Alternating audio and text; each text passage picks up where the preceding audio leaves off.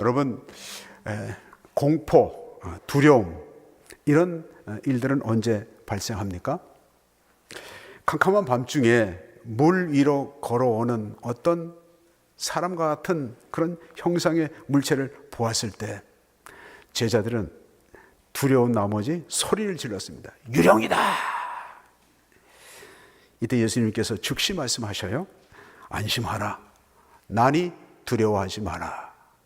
안심하라. 난이 두려워하지 마라. 오늘 설교 말씀의 제목이 안심하라. 두려워하지 말라입니다. 우리는 지금 어느 때보다 더 불안하고 두려운 시대를 살아가고 있습니다. 더 좋은 집, 더 좋은 차 그런 것을 타는 것이 우리의 소망이 아니고 두려움 없이 안심하고 사는 것이 목표가 되었습니다. 연초에 갑자기 불어닥친 이 코로나 재앙으로 인해서 올 한 해 대부분의 시간을 우리는 소독하고 마스크를 쓰고 거기에 의존해 있습니다. 그렇게 불편한 생활을 해오고 있습니다. 지금도 여전히 우리는 이 코로나 감염병으로 인해서 불안에 떨고 있는 것입니다. 오늘 본문에서도 제자들은 갑자기 불어닥친 이 광풍으로 인해서 배가 전혀 나가지 못하고 거친 파도로 인해서 지금 위험한 그런 상황 가운데 처해 있는 것입니다. 마침 그 시간에 예수님께서 물 위로 걸어오셨는데 제자들은 그 모습을 보고 유령으로 알고 경악을 했던 것입니다. 그러나 예수님께서는 제자들을 그 곤경과 두려움에서 건져내 주셨습니다. 그렇다면 어떻게 이 곤경에 빠진 제자들을 이 고통과 두려움 가운데서 벗어나게 하셨는가? 오늘 본문을 중심으로 살펴보도록 하겠습니다. 먼저 이 사건의 배경을 좀 우리가 알 필요가 있습니다. 이 사건이 예수님께서 물 위로 걸어오신 이 사건 이전에 어떤 사건이 있었냐면 오병이어의 기적에 대한 내용이 기록되어 있습니다. 예수님께서는 무리들을 이제 다 돌려보내시고 난 후에 제자들을 건너편 이제 가버나움으로 이제 건너가게 하셨습니다. 그리고 예수님께서는 이제 제자들과 함께 가지 아니하시고 제자들만 이제 따로 건너가게 하셨습니다. 성경학자인 루이스 바비엘이라는 분이 예수님께서 이렇게 하신 일에 대해서 제자들을 먼저 보내신 그 일에 대해서 두 가지 목적이 있다라고 이렇게 말씀을 주장을 하고 있습니다. 첫째는 제자들을 쉬도록 하기 위함이었다라고 그렇게 주장을 합니다. 우리에게 떡을 나눠주고 거두고 하는 일들로 인해서 5천 명이 넘는 남자분 5천 명이었잖아요. 그러니까 많은 10,000명이 넘는 거기 모인 사람들에게 그 일을 다 수정드리라고 얼마나 지쳤겠습니까? 그래서 수고한 제자들에게 이제 좀 떨어져서 무리 가운데서 좀 떨어져서 쉬라. 휴식이 필요했던 것입니다. 우리 교회도 교역자 퇴소회라는 것이 있습니다. 그래서 1년에 한두 차례 정도 이제 사역의 현장 가운데서 떠나서 쉼의 시간을 갖는 것이 있습니다. 첫 번째 예수님께서 이렇게 하신 목적은 제자들을 쉬도록 하기 위함이었다. 그 다음에 두 번째는 오병이어 사건과 연이어 일어난 일들에 대한 성찰을 위해서 이렇게 따로 가게 하셨다라는 것입니다. 요한복음 6장에 보면 이 똑같은 오병이어의 이 사건이 기록되고 있는데 이 떡을 먹었던 무리들이 억지로 예수님을 임금 삼으려 했던 그 일들이 기록되어 있습니다. 교역자들이 퇴소회를 가면 단순히 쉬는 것만이 아니라 자신들의 사역을 이제 돌아보고 함께 중지를 모으는 그런 시간이기도 합니다. 아마 예수님께서는 그날 그 오병의 사건과 예수님을 임금 삼으려 했던 그 사건들로 하여금 이제 제자들끼리 서로 한번 너희들이 이 일들에 대해서 한번 생각을 좀 해보고 대화를 좀 나눠봐라. 그래서 그렇게 배려하기 위해서 따로 이제 건너가게 하신 것이 아닌가 이렇게 주장을 한 것입니다. 고요한 밤중에 호수를 건너는 제자들은 수리를 가는 동안 수리니까 심리면 4km잖아요. 한 4km 정도를 이렇게 가는 동안은 아마 쉼과 또 대화의 시간을 가졌으리라고 생각이 됩니다. 그런데 그 시간은 길지 않았어요. 갈릴리 호수는 동서로는 약 16km 정도 되고 남북으로는 한 20km 이상이 됩니다. 굉장히 큰 호수라고 말할 수가 있죠. 그런데 그 갈릴리 호수는 좀 이렇게 움푹 가라앉아 있는 해발 200m 지역의 수면이 있으니까 이렇게 푹 가라앉은, 그러니까 옆에 다른 그 주변 둘레 지역은 이렇게 높은 고지대로 되어 있습니다. 그래서 광풍이 불기 쉬운 그런 그 구조로 되어 있는 거죠. 공교롭게도 제자들이 이제 호수를 가로질러 가는 그때에 이 강한 바람이 불어닥친 것입니다. 거칠게 이제 파도가 일렁거렸는데 배가 더 이상 진행해 나갈 수가 없을 정도로 제자들이 전전긍긍 애를 쓰고 있었습니다. 그 시각이 밤 4경쯤이었다. 근데 밤 4경은 오늘날로 이제 환산을 하면 한 새벽 4시경이라고 말할 수 있습니다.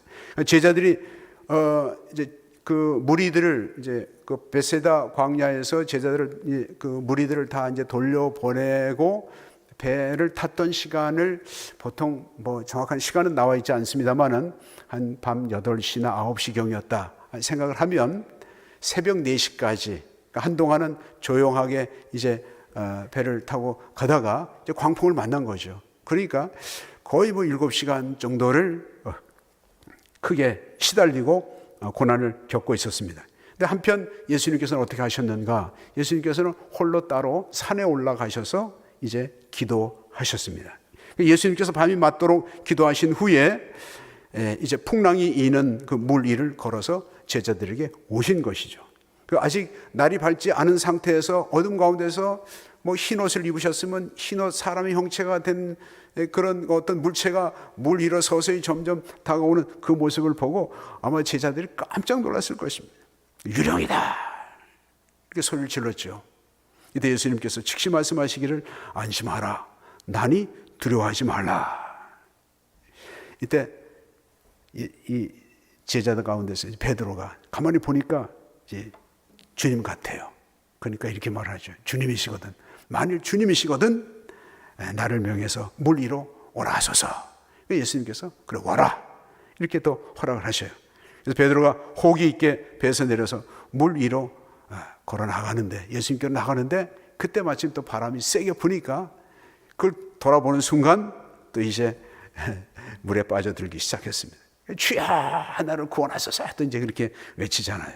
그때 다시 예수님께서 즉시 손을 내밀어서 베드로의 손을 잡아주시면서 이렇게 말씀하시죠. 믿음이 적은 자여 왜 의심하였느냐. 그리고 난 후에 베드로와 함께 배에 오르셨습니다. 그 순간에 바람도 다 그쳤죠. 배에 있는 제자들이 예수님 앞에 다들 엎드렸습니다. 그리고 뭐라고 고백합니까? 진실로 하나님의 아들이십니다. 이게 오늘 본문의 내용을 간략하게 요약한 내용입니다.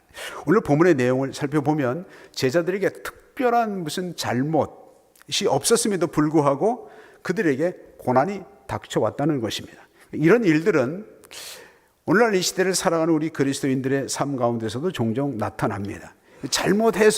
내가 잘못해서 이런 고난과 어려움이 닥쳐왔다면 그거는 변명의 여지가 없지만, 그러나 까닭 없이 고난이 닥쳐오기도 한다는 것입니다. 그렇다면 제자들은 어떻게 이 곤경에서 벗어날 수 있었는가? 자, 먼저 24절 말씀을 한번 보시기 바랍니다. 24절, 25절 말씀을 보면 배가 이미 육지에서 술이나 떠나서 바람이 거스름으로 물결로 말미암아 고난을 당하더라. 밤 사경에 예수께서 바다 위를 걸어서 제자들에게 오시니, 제자들에게 오셔요, 예수님께서. 그러니까 문제 해결은 예수님께서 오셔야지 해결이 되는 것입니다. 오늘 본문 22절 말씀을 보시면 거기 보면 제자들을 재촉했다 그랬어요. 재촉했다. 빨리 가거라. 여기서 머뭇거리지 말고 빨리 먼저 너희들 배를 타고 건너가.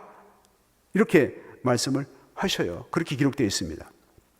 그러니까 제자들을 호수 건너편 마을로 보내신 것은 예수님이셨어요. 예수님께서는 보내실 때는 보내심에 대한 책임도 진다는 뜻이 그 안에 담겨 있는 것입니다. 예수님께서 승천하시기 전에 제자들에게 부탁하셨죠.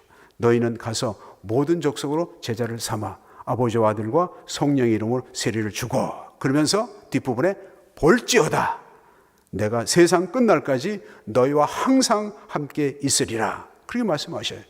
책임지시는 예수님이라는 사실을 알 수가 있는 것입니다.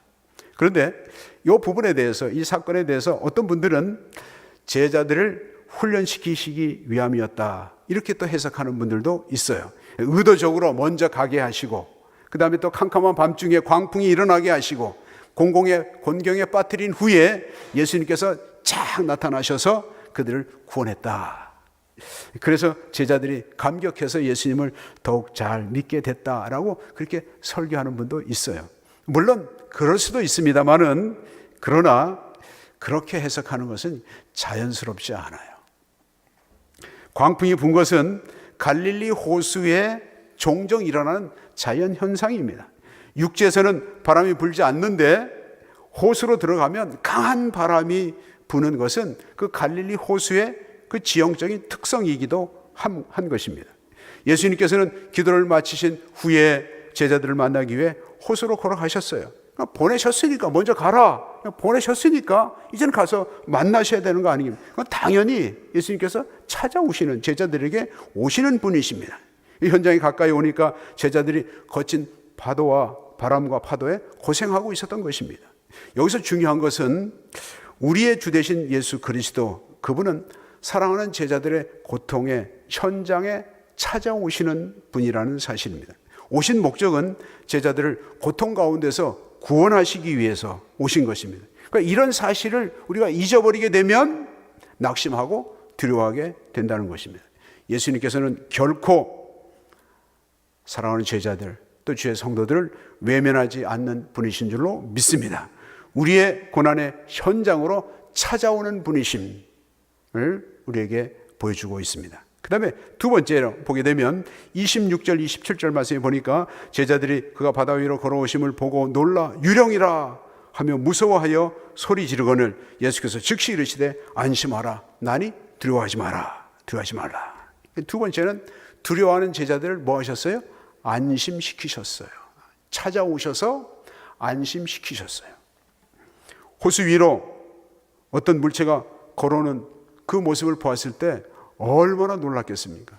만약에 밤중에, 컴컴한 밤중에 저나 여러분이 만약에 호숫가에 조용하게 호숫가에서 이제 밤 야경을 즐기고 있는데 거기에 갑자기 이 호수의 수면에 흰 옷을 입은 사람 형체가 물 위로 슬슬 걸어온다고 한번 생각해 보십시오. 얼마나 놀랐겠습니까? 그러니까 제자들도 놀래가지고 그냥 뭐 유령이다 하고 소리 지르고 난리가 난 것입니다. 그런데 제가 이 말씀을 준비하는 가운데 27절 말씀을 보면서 마음에 진한 감동을 느꼈어요. 27절 말씀을 보면 예수께서 즉시 이르시되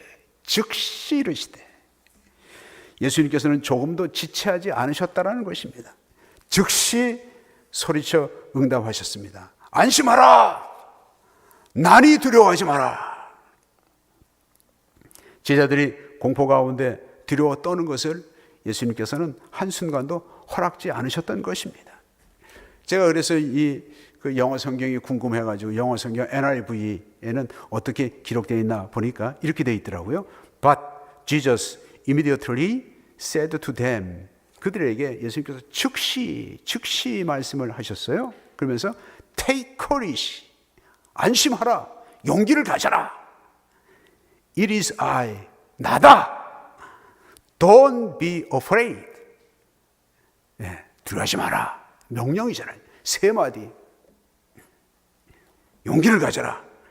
나다. 두려워하지 마라. 문제는 제자들이 예수님을 잘 알아보지 못했다는 것입니다. 알아보기는커녕 유령으로 알았던 것입니다. 제자들은 왜 물 위로 걸어오시는 예수님을 알아보지 못하고 유령으로 생각했을까요?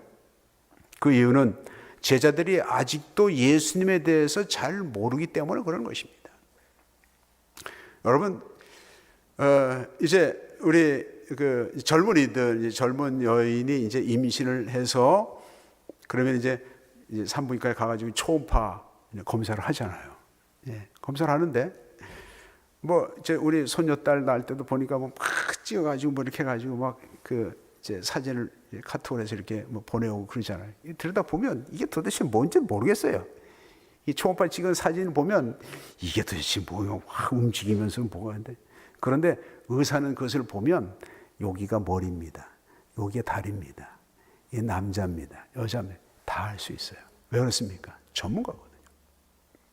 우리 예수를 믿으면 딱 느낌이 와야죠. 음성만 들어도 아 주님이시구나, 모습만 봐도 아 주님이시구나, 이거 알아야 되는데 제자들은 물 위로 걸어오시는 예수님을 알아보지 못하고 유령이다, 이 어떻게 보면 불신앙에 가까운 그런 모습이라고 볼 수가 있습니다. 예수 믿는 사람들 가운데서 예수님을 잘 알지 못하면, 예수님을 신뢰하지 못해서 누구에게 찾아갑니까? 무당에게도 찾아가는 분도 있다는 얘기를 제가 들었습니다.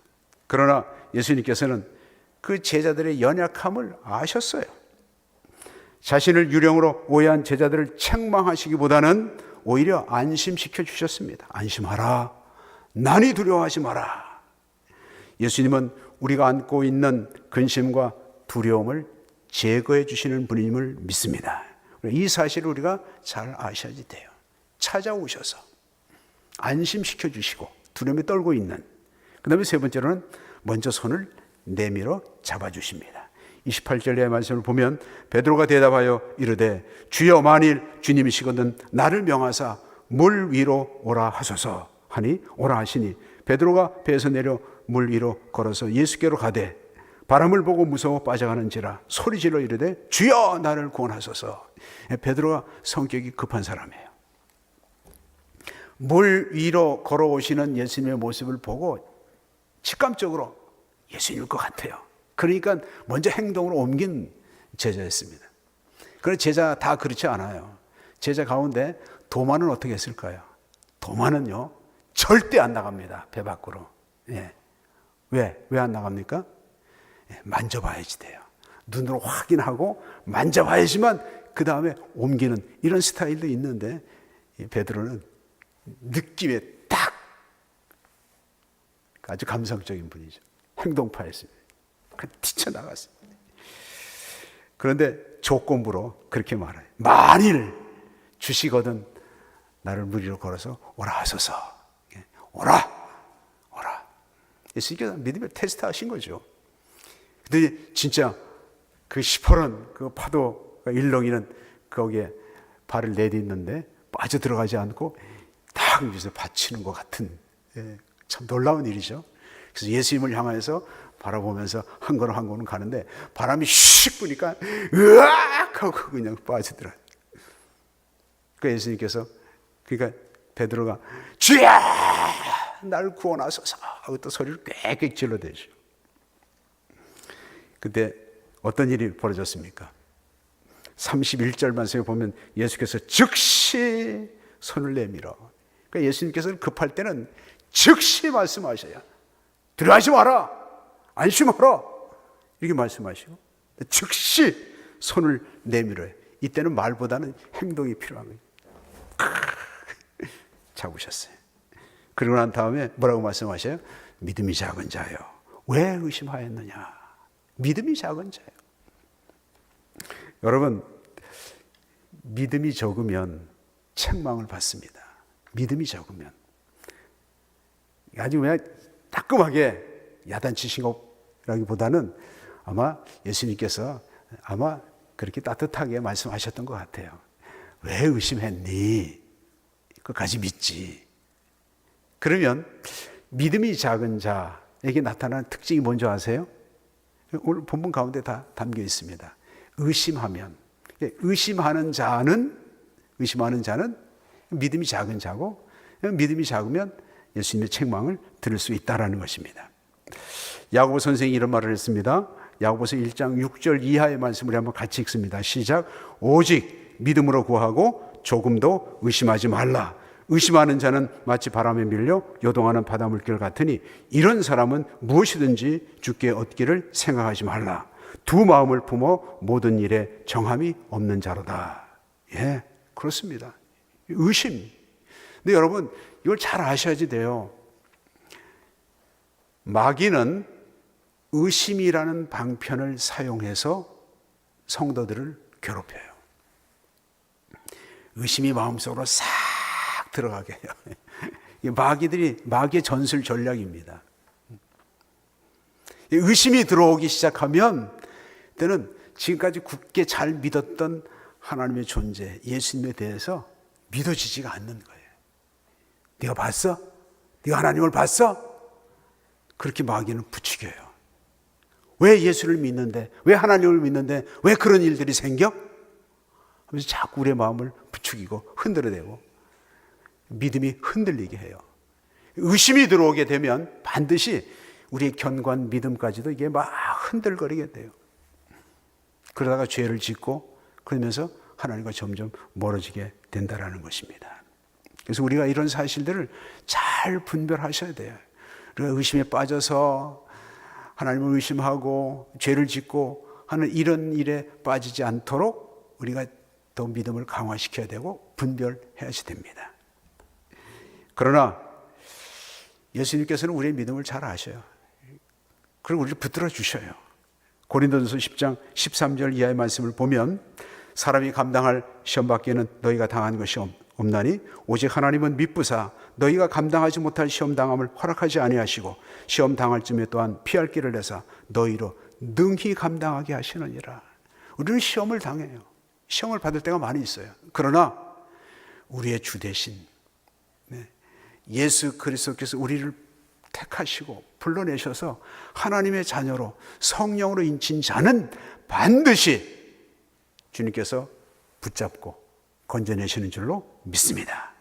우리는 믿음이 연약해서 의심하기도 하고 시험에 빠져서 또 고난을 당하기도 합니다.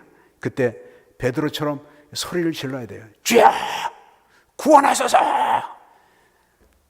그때 가만히 있고 시험에 빠지면 왜 교회도 안 나오고 기도도 안 하고 그런지 몰라요? 오히려 그럴 때가 더 의심이 생기고 그러면 더 교회당에 나와서 더 예배 잘 참석을 하고 더 기도를 하고 이래야지 되는데 이상하게 시험이 들면 교회부터 안 나와.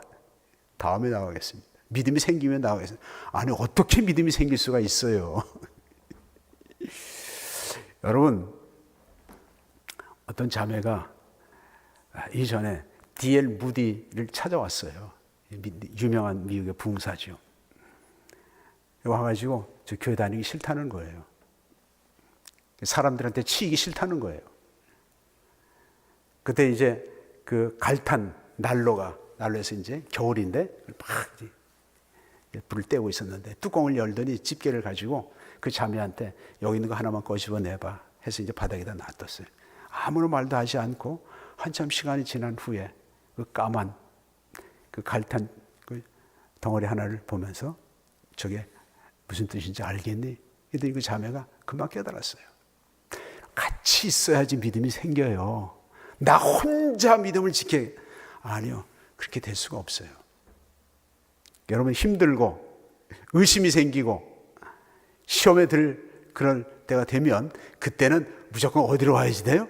교회는 예배를 참석해야지 돼요. 더 기도하고 또 말씀을 가까이 하게 되면 그때 그런 방법을 통해서 주님께서 우리의 손을 붙들어 주시는 줄로 믿습니다. 그러니까 주여 구원하소서 소리 질러야지 돼요. 시험 구덩이로 들어가면 안 됩니다. 우리는 이미 하나님께서 택하셨어요. 하나님의 자녀는 반드시 붙드시고 구원하시는 하나님이신 줄로 믿습니다. 그 다음에 네 번째로 32절 말씀에 보니까 배에 함께 오름에 바람이 그치는지라 배에 있는 사람들이 예수께 절하며 이르되 진실로 하나님의 아들이로소이다. 예. 바람과 파도를 잔잔케 하셨어요. 예수님께서 오셔서 그들과 함께 하시고 위로하시고 붙들어 주시고 오시니까 이게 다 문제가 해결되는 거예요. 평정이 되는 거예요. 배에 딱 오르시니까 바람이 그쳤어요. 당연히 파도도 잔잔해졌습니다. 그러자 배에 있는 제자들이 다 예수님 앞에 뭐 했어요? 엎드려 절을 했습니다. 진실로 하나님의 아들이십니다. 그 순간 이제는 그 제자들의 이 속에 있었던 그 두려움과 불안이 일순간에 다 사라지게 된 것입니다. 예수님께서 그들과 함께 하실 때 그들은 진정한 평안을 얻게 된 것입니다. 우리의 인생은 거친 파도를 헤치고 영혼의 포구를 향하여 항해하는 배와 같습니다. 주님께서 성도들의 삶에 함께 하시고 또 우리 교회라는 공동체와 함께 하실 때 우리는 두려움 없이 항해할 수가 있는 거예요. 여러분, 배가 바다에서 항해를 하는 배들이 항상 잔잔한 호수 같습니까? 때로는 풍랑이 일어나고 바람이 불고 막 비가 쏟아지고 그럴 때는 얼마나 두렵고 겁이 납니까? 그러나 우리 주님께서 함께 하시면 우리 영혼의 포구까지 안전하게 갈 수 있는 줄로 믿습니다. 때로는 믿음이 신실한 성도들에게도 이와 같은 풍랑이 일어날 때가 있습니다. 그러나 함께 하시는 주님이 함께 하실 때는 두려움과 근심, 걱정이 쌓이지를 않아요. 왜냐하면 주님께 맡기기 때문에 그렇습니다. 바람과 파도를 잔잔케 하시는 주님 안에 거하는 저와 여러분 다 되시기를 축원합니다. 자, 이런 사건을 통해서 이제 제자들에게 어떤 유익이 있었는가? 크게 두 가지 유익이 있었습니다. 첫 번째 나타난 유익은 제자들의 믿음이 더욱 견고해졌다라는 것입니다. 풍랑을 만나게 하신 것은 예수님의 의도가 아니었습니다. 그러나 제자들은 풍랑을 만나게 되었습니다. 한동안 곤고한 가운데서 힘들어했지만 그 가운데서 도우시는 주님을 경험하게 된 것입니다. 이 사건을 통해서 제자들은 의심에서 벗어나고 더 확실하게 예수님을 고백할 수 있게 됐다라는 것입니다. 이 땅에 살면서 우리가 일부러 고난을 찾아갈 필요는 없지만 고난이 닥쳐오면 두려워하지 말고 오히려 고난을 통해서 우리의 믿음을 견고케 하시는 하나님의 방법이다, 이렇게 생각하고 받아들이는 용기 있는 성도가 되시길 주님의 이름으로 축원합니다. 그래서 제자들의 믿음이 견고해졌어요. 그다음에 두 번째 유익은 무엇이냐면 진정한 예배자가 되었다라는 것입니다. 예수님이 어떤 분인가를 확실하게 알지 못하면 진정으로 마음속으로부터 우러나오는 경배를 드릴 수가 없는 것입니다. 그러나 예수님을 경험하면 정말 진실한 마음으로 경배 드릴 수 있는 것입니다. 제자들이 예수님께서 배에 오르셨을 때 시켜가지고 의무감으로 그 앞에 엎드려서 절한 거 아닙니다. 정말 하나님의 아들 되신 예수 그리스도, 그분을 그들이 눈으로 목격하고 경험했기 때문에 자동적으로 그 앞에 엎드린 것입니다. 예수님이 하나님의 아들 되심을 우리도 확신할 때 우리는 자발적으로 주님 앞에 나오기를 원하고 진실한 마음으로 예배드릴 수 있는 예배자가 되는 것입니다. 예수 그리스도, 그분은 우리를 공경 가운데서 건지시는 구원자이시며 또한 영광 받으시기에 합당한 분이신 줄로 믿습니다. 오늘 이제 말씀을 마무리하겠습니다. 오래전에 충청남도 예산에 어떤 한 처녀가 결혼을 했습니다. 시집을 갔습니다. 그때 나이 17살이었습니다. 결혼했는데 19살, 2년도 채 되지 않은 그때 남편이 갑자기 죽었습니다. 그때부터 동네 사람들은 팔자가 센 여자라고 손가락질하기 시작했습니다. 여자가 팔자가 세가지고 남편을 잡아먹었대요. 옛날 사람들은 그런 말들을 잘했어요. 잘 안 되고 그러면 남편 잡아먹고 애들이 또 많이 울고 그러면 걱정을 해요. 저 애비 잡아먹을 놈이다. 애비 잡아먹을 놈이다.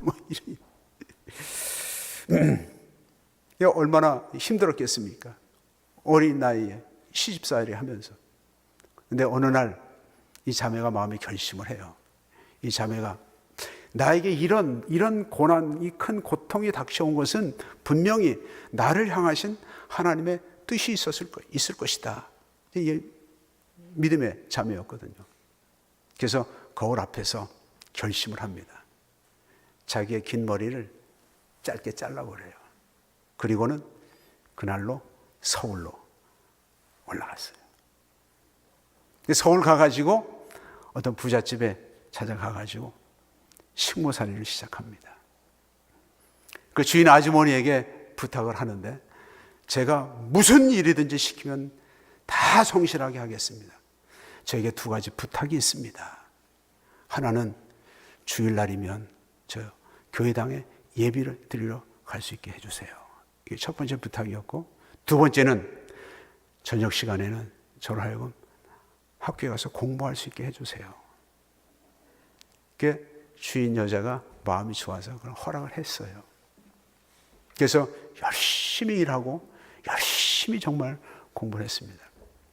숙명 여자 보통학교를 들어갔다고 합니다. 열심히 공부를 해서 아주 우수한 성적으로 졸업을 하고, 그리고 난 다음에 이제 일본으로 유학을 떠나요.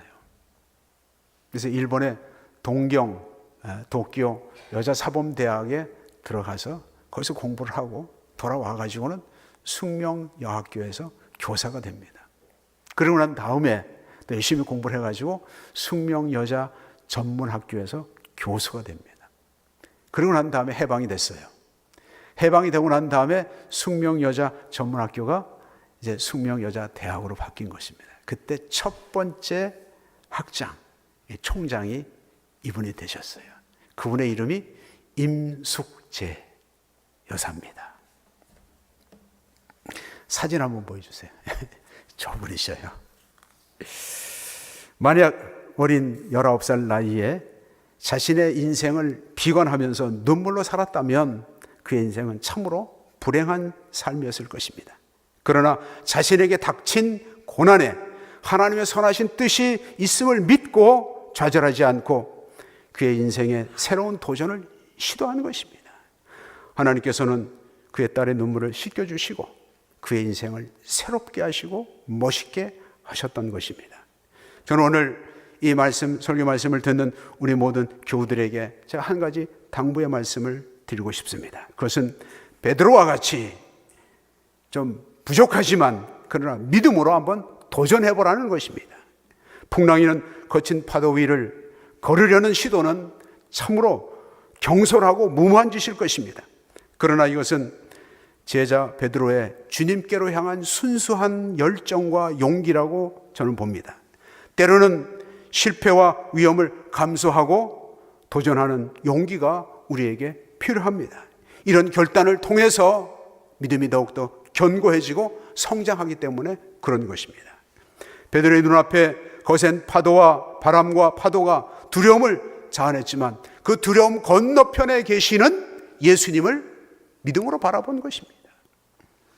그리고 믿음으로 발을 내딛었습니다. 믿음이 약해져서 바닷속으로 빠져들어가는 그런 곤경에 처하기도 했지만 그러나 그런 실패를 통해서 도우시고 구원하시는 예수님의 손길을 경험하게 된 것입니다.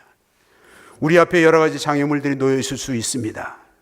베드로에게 오라 하고 말씀하신 주님께서 오늘날 우리에게도 나에게도 오라고 도전하십니다.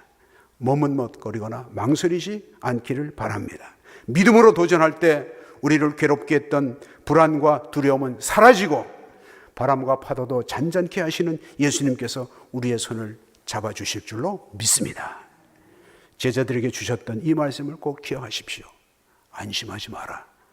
안심하라. 두려워하지 마라. 안심하라. 두려워하지 마라. 우리가 곤경을 당할 때 찾아오시고 안심시켜 주시고 손을 붙들어 주시고 문제를 해결해 주시는 주님 앞에 더 가까이 나아가는 믿음으로 결단하는 저와 여러분의 삶 되시기를 주님의 이름으로 축원합니다. 우리 함께 기도하겠습니다. 우리 시간 함께 오늘 들은 말씀을 생각하시면서 우리는 예수 그리스도를 우리의 주로 구주로 믿잖아요.